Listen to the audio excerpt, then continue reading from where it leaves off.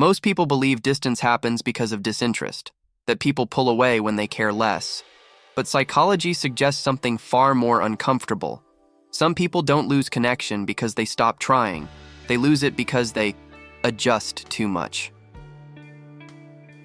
They listen more carefully, respond faster, soften their opinions, make themselves easier to deal with. And at first, it works. Tension disappears, conflict fades, things feel smoother. But slowly, something else begins to happen. People stop checking timing with them, stop slowing down, stop waiting, not out of cruelty, out of adaptation. This video explains why over-adjustment quietly changes how others place you, and why it almost never feels like rejection while it's happening. Over-adjustment doesn't look like insecurity. It looks like maturity. You tell yourself you're being flexible, understanding, emotionally intelligent. You adapt your tone, your expectations, your reactions, and because nothing explodes, you assume you're doing it right. But the human brain doesn't read effort the way you think it does. It reads stability. It reads orientation. It reads who adapts to whom. When you consistently adjust first, you send a signal long before words appear. The signal isn't, I care, it's I'll move. And systems don't organize around movement. They organize around what stays anchored. That's the part most people never notice until position has already shifted. Most over-adjusters didn't choose this behavior. They learned it. At some point in the past, connection required flexibility. Maybe conflict felt dangerous. Maybe silence felt safer than disagreement. Maybe adapting kept relationships intact. So your nervous system learned a rule. Adjust first, feel safe later. That rule worked, once, but the brain doesn't update rules automatically. It keeps applying them until something forces recalibration. So you continue adjusting even when the environment no longer requires it. And here's the uncomfortable truth. What once protected connection now quietly reshapes your position inside it. The shift never announces itself. Nobody says, I respect you less now. Instead, conversations speed up. Decisions happen elsewhere. Your input is welcomed, but not waited for. You're still included, still acknowledged, still part of things. That's why it's confusing. Nothing feels wrong enough to confront. Nothing feels clear enough to name. You just feel slightly late, even when you arrive on time. That sensation isn't emotional, it's structural. It's the feeling of adjusting to a pace that no longer adjusts to you. When people sense distance, their instinct is almost always the same. Try harder, be clearer, be more available, be easier. But effort after orientation has shifted doesn't restore position, it confirms it. Because effort communicates response, not direction.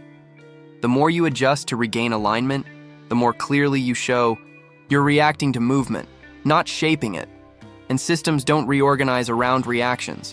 They reorganize around what interrupts momentum. That's why trying harder often feels invisible. You're responding correctly to a situation that already changed.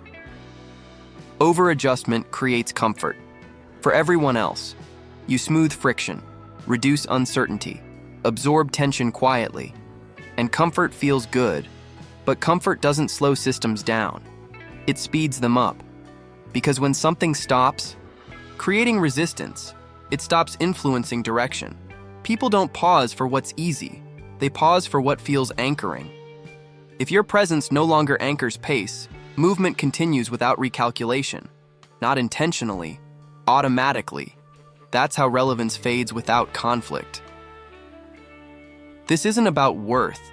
People who over-adjust are often capable, thoughtful, and emotionally aware. That's what makes this pattern so deceptive. Nothing about you became less valuable. What changed was orientation. People stopped asking, where is this person in the process? They assumed you'd adapt later. And once that assumption forms, your position updates silently.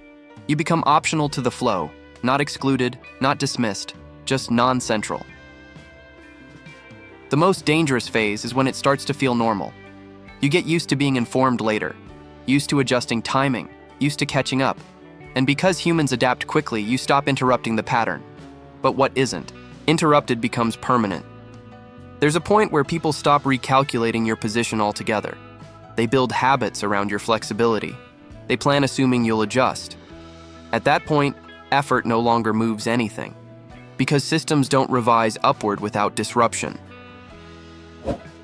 Many people believe consistency restores respect, but consistency without orientation cements predictability. And predictability makes you easy to work around, reliable, stable, non-disruptive. Which sounds positive until you realize systems move fastest around what doesn't interrupt them.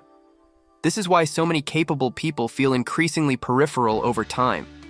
Not because they failed, but because they made adjustment their default contribution. Over-adjustment doesn't just change position. It changes identity. You start seeing yourself as supportive, secondary, helpful. You hesitate before speaking, wait for cues, avoid slowing things down.